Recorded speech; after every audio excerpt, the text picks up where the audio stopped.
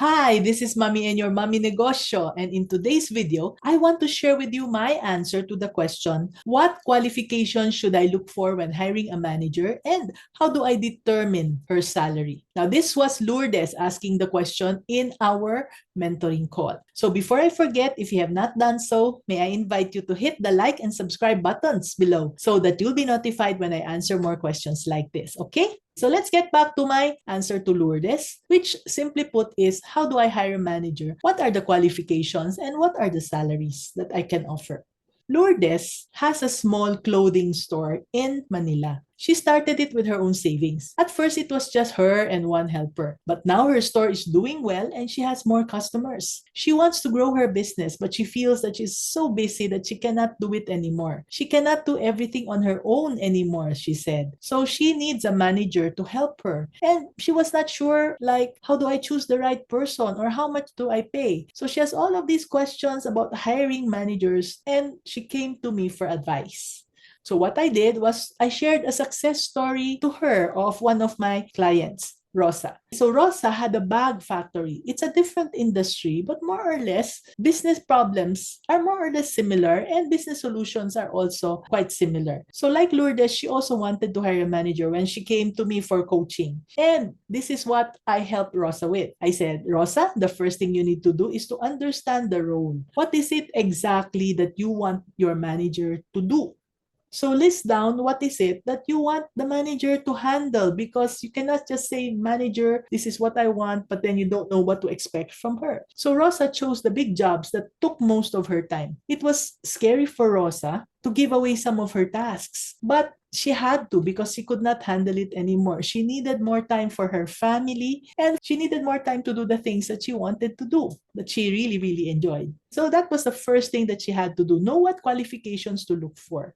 Rosa listed it down. I said, you have to really list it down. You cannot just think about it and then just keep it in your head. So Rosa said she wanted a person who knew about bag designing and how to manage her store the way she did. So I said, okay, it was hard, right? It was difficult. And Rosa agreed. It was hard because some people could do designing, but not managing. Some people could manage very well, but had no idea about choosing the bag design, much less designing one. So Rosa picked someone with good managing skills and then just taught her designing. And eventually it worked and she felt so happy about it because she said, oh yes, managing is more difficult. Designing is actually easier because I can teach people how to do design. So I pointed out to Rosa, in choosing the right person, interviews are important. So Rosa, being guided by me, talked to so many people. She asked the right questions. I gave her a short training on how to ask questions and what questions to ask. And she found out that some people, some applicants were good on paper but not in real life.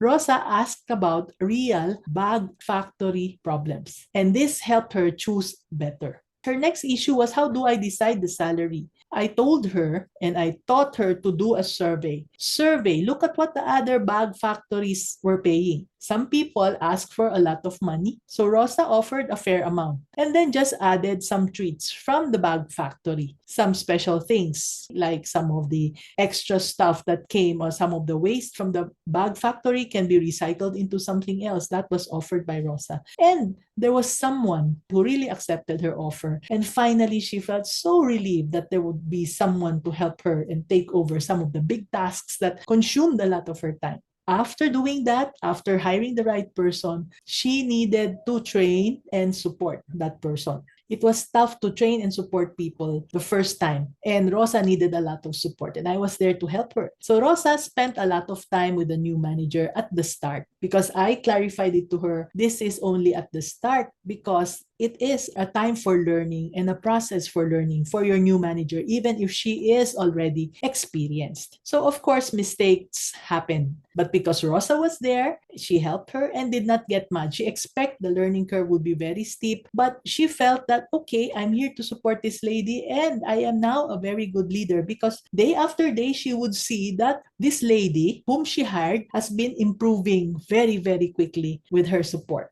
So if you remember Rosa's story, then you would be able to get or hire the best manager that is suited for you. Think of what you want. Be patient and be a good leader. Just like Lourdes, who learned from Rosa's story, I know you can also learn from her story. It is very easy. So what you need are really the list of the right things to do in sequence so that you can now transition from somebody who's doing everything to somebody who is just on the side training somebody else who would handle the difficult tasks while you will be free to do the things that you love and the things that you are very good at.